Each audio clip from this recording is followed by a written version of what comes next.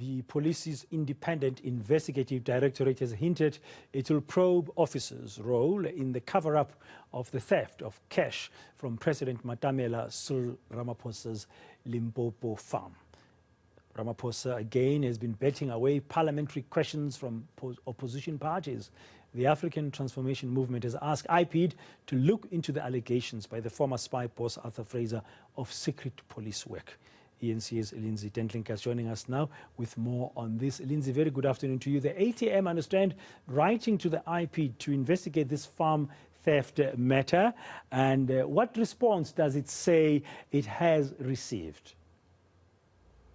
So, Dan, we get two slightly different responses. From the ATM, we learn in their correspondence that they received from the Independent Investigative Directorate that Ipid has committed to investigate at least the part as concerns the conduct of police. You will know that Ipid has very strict criteria in terms of what they can investigate, and mostly that is the conduct of police officers, and in this particular case, whether, as alleged by Arthur Fraser, that police were involved in a cover-up and were doing secret investigative work that even took them cross-border to Namibia. But in an official response from Ipid to the media, Ipid says that it is still considering the ATM's complaint and that it has requested the ATM to provide them with further information to depose an affidavit. From the ATM itself,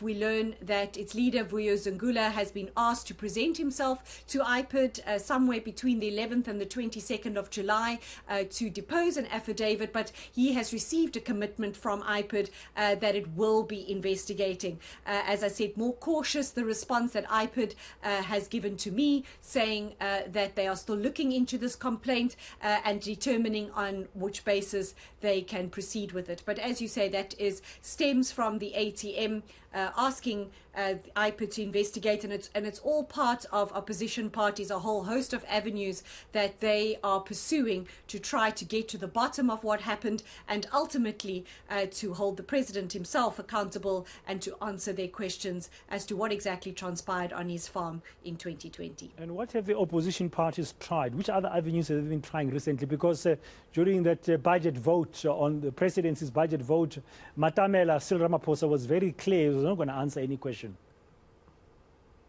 So what they did after that, Dan, the EFF and the DA in total posing some 20 questions to the president related to this incident, and based on the reports and the affidavits that have been deposed in this matter. But the president over the last week has really declined to answer any of those questions in any detail. He has provided written responses to Parliament, essentially saying three things to all of those questions. Essentially that he wasn't going to respond to them in a piecemeal manner, that he was committed to cooperating with investigators and answering any questions they may have of him, and that we should allow due process and the law to take its course. So that's essentially been his stock standard answer also to these written questions. But opposition parties still have on the desk of the Speaker various requests to her in the main to establish an independent ad hoc committee of Parliament to investigate this matter.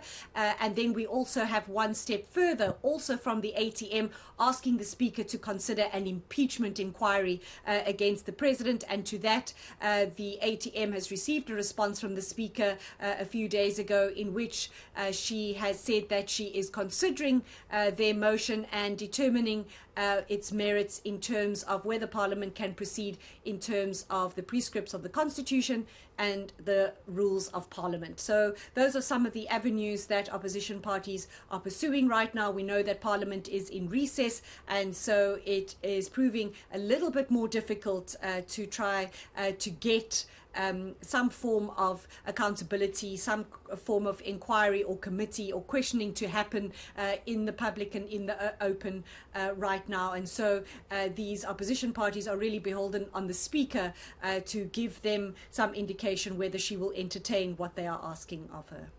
Thank you very much, Lindsay Dentlinger, for that comprehensive update about issues still surrounding from Parliament the Pala Pala farm theft.